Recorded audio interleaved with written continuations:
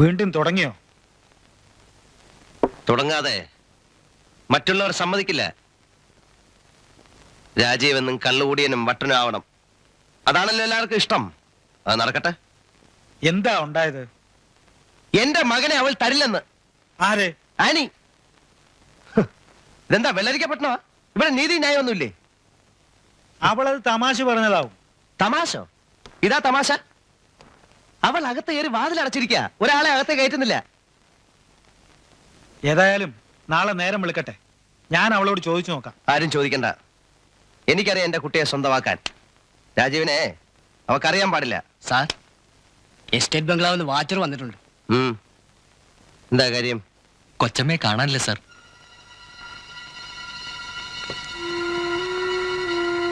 ഏത് കൊച്ചമ്മ? ആനി കൊച്ചമ്മ. പിന്നിലത്തെ വാതിൽ തുറന്നു കിടപ്പുണ്ട്. ഞങ്ങളെ പരിസരം മുഴുവൻ തെരഞ്ഞു, കണ്ടില്ല. എന്റെ മോനോ? മോനെ കൊണ്ടാ പോയത്. ചതിയാ ഇത്, ചതിയാ. അവൾ എന്റെ കുഞ്ഞിനെ കൊണ്ട് രക്ഷപ്പെട്ടു. അതെ സാർ. തന്നെ പിന്നെ എന്തിനാണോ വാച്ചായിട്ട് നിർത്തിയിരിക്കുന്നത്? എന്താ ഇനി ഇത്? എന്റെ മോനെ ഞാൻ കൊടുക്കില്ല. ഇവനെ ഉപേക്ഷിക്കാൻ എനിക്ക് വയ്യ. കർത്താവേ, എന്താ ഇതൊക്കെ? പിന്നെ ഈ കുഞ്ഞിനെ ആര് വളർത്തും? ഞാൻ വളർത്തും. എന്റെ മോനെ ഞാൻ വളർത്തും. ദാസ്, എന്തെങ്കിലും ഒന്ന് പറയൂ. ഞാൻ എന്ത് ചെയ്യണം? ആനി പറയൂ. എന്നെ ധർമ്മസങ്കടത്തിലാക്കരുത്. ദാസിന് എന്നെ മനസ്സിലാവും, മറ്റാരെക്കാളും. ആനി അകത്തേക്ക് പോകൂ, നമുക്ക് സംസാരിക്കാം.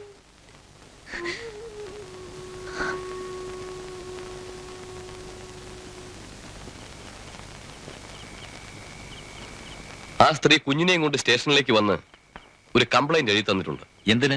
അവരുടെയും കുഞ്ഞിന്റെയും ജീവൻ അപകടത്തിലാണെന്നും അതിന് പ്രൊട്ടക്ഷൻ വേണമെന്നും. അങ്ങനെയൊന്നുമില്ല സാർ, നിങ്ങൾ പോയിക്കൊള്ളൂ. അതല്ല, രാജീവ് മേനോനെ എനിക്കറിയാം. ഞങ്ങൾ കുറച്ച് സമയം വെയിറ്റ് ചെയ്യാം. അല്ലെങ്കിൽ കംപ്ലൈന്റ് തന്ന സ്ഥിതിക്ക് ഞങ്ങൾക്ക് പ്രശ്നമാവും.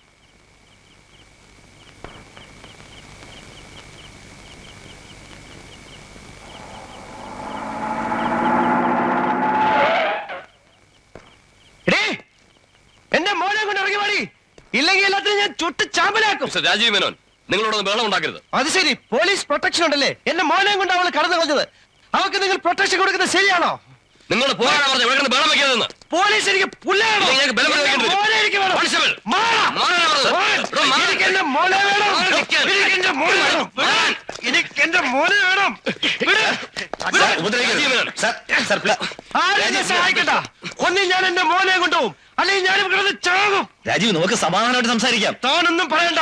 നിങ്ങളൊക്കെ കൂടെ എന്നെ ചതച്ച് മാറാം. വിടാൻ. എടാ പട്ടി, എന്റെ പണം കൊണ്ടാടാ നിന്റെ ജീവൻ തിരിച്ചു കിട്ടിയത്. ദാസ്, എടീ, എന്നെ ചതിക്കണമെന്നുണ്ടായിരുന്നെങ്കിൽ നിനക്ക് അവൻ ജനിക്കുന്നതിന് മുമ്പ് നശിപ്പിച്ചു കളയാൻ പാടില്ലേടി. ഞാൻ അവനെ കണ്ടു വല്ലാതെ മോഹിച്ചു പോയി.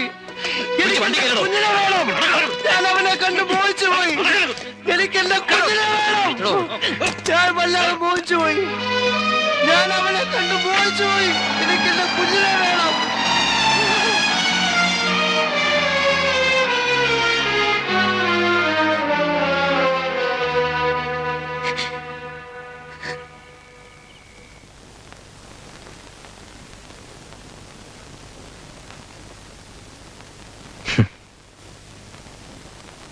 ഇവൻ അറിയുന്നുണ്ടോ ഇവന്റെ പേരിൽ ആരെല്ലാം തീ തിന്നുന്നെന്ന്? നീ കാണിച്ചത് നീതികേടല്ലേ ആനി? ഈ കുഞ്ഞിന്റെ പേരിൽ അയാൾ എത്ര മോഹിച്ചു കാണും.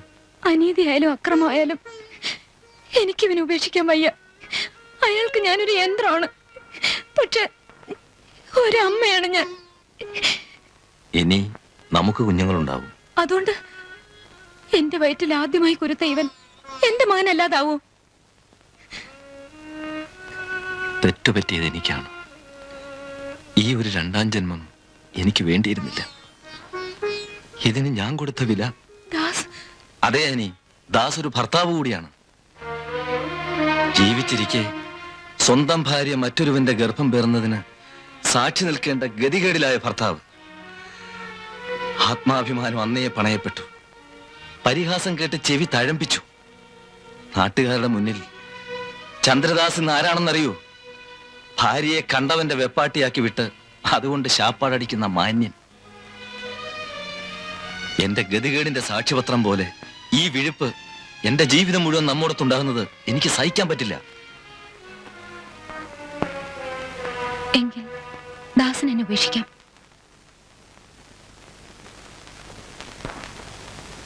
ഈ വിഴുപ്പ് ഞാൻ ഒറ്റയ്ക്ക് ചുമന്നോളാം. 1 വർഷം കൂടി കഴിഞ്ഞാൽ ഇനിയും ദാസന് കളിക്കളത്തിലിറങ്ങാം. ആരാധകരുടെ അഭിമാന താരമാകാം. അവിടെ ആനിയും മകനും അപമാനത്തിന്റെ സാക്ഷ്യപത്രമായി വരില്ല.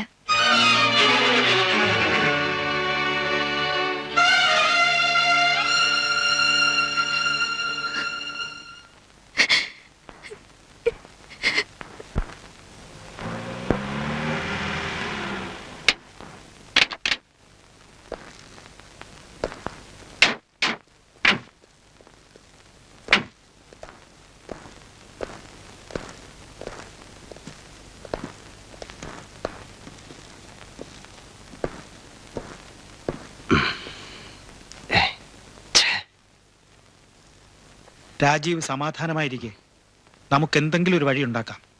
അല്ലേ വെറുതെ ഭയപ്പെടുന്നത് എന്തിനാ? ഇപ്പൊ തന്നെ ഞാൻ പുഷ്പം പോലെ ജാമ്യത്തിലിറക്കി കൊണ്ടുവന്നില്ലേ?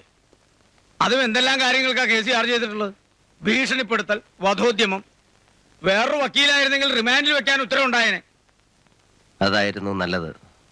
ഒരിക്കലും പുറത്തു വരാത്ത ജീവപര്യന്ത തടവ്.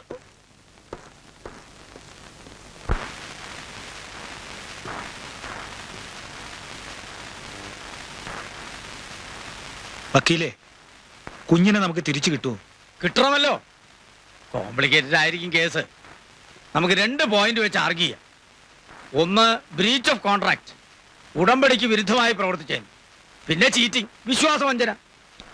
ലീഗലായിട്ട് കുഞ്ഞിനെ നമുക്ക് അവകാശപ്പെട്ടുകൂടെ? അതല്ലേ കോൺട്രാക്ട്. ഈ കോൺട്രാക്ടിന്റെ ബലമാണ് നമ്മുടെ ബലം. അന്ന് ഇത് എഴുതിയത് എന്റെ ഒറ്റൊരാളുടെ നിർബന്ധമാണ്. ഇല്ലെങ്കിലോ? ഈ ഗോവിന്ദൻ വക്കീലിനെ കോന്തം വക്കീലെന്ന് ചില എരപ്പാളികളെ പറയൂ. ബുദ്ധിയുള്ളവർ പറയില്ല. എന്ത് പറയുന്നു?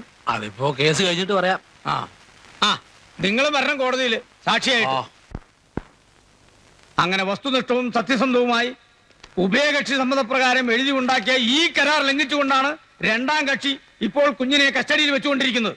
That is breach of contract under section 406 of the Indian contract act. 2 ലക്ഷം രൂപ റൊക്കമായി കൈപ്പറ്റുകയും വാക്കാലും രേഖയാലും 2ാം കക്ഷി സമ്മതിച്ചിട്ടുള്ള എല്ലാ വ്യവസ്ഥകളും നിഷേധിക്കുകയും ചെയ്യുന്നത് വിശ്വാസവഞ്ചനയാണ്, cheating.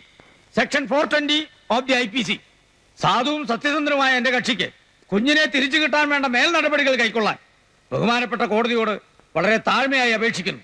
That's all your honour.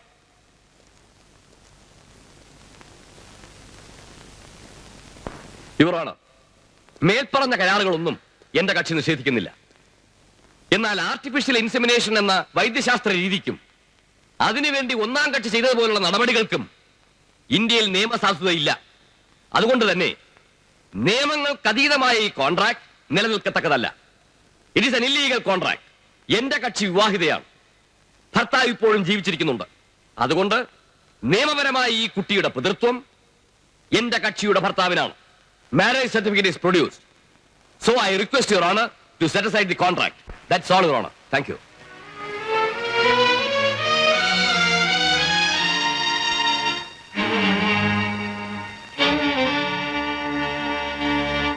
This agreement is against Indian Contract Act, so the petition is rejected.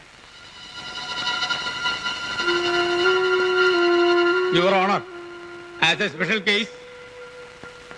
Sir, ഹർജിയിൽ ബോധിപ്പിച്ചിട്ടുള്ളതെല്ലാം സത്യമാണ്. നിയമം എനിക്കറിയില്ല. പക്ഷെ അവൻ എന്റെ മകനാണ്. എനിക്ക് അവനെ വിട്ടുതരണം. നിങ്ങൾ പറയുന്നത് സത്യമായിരിക്കാം, പക്ഷേ നിയമപരമായി അതിന് സാധുതയില്ല.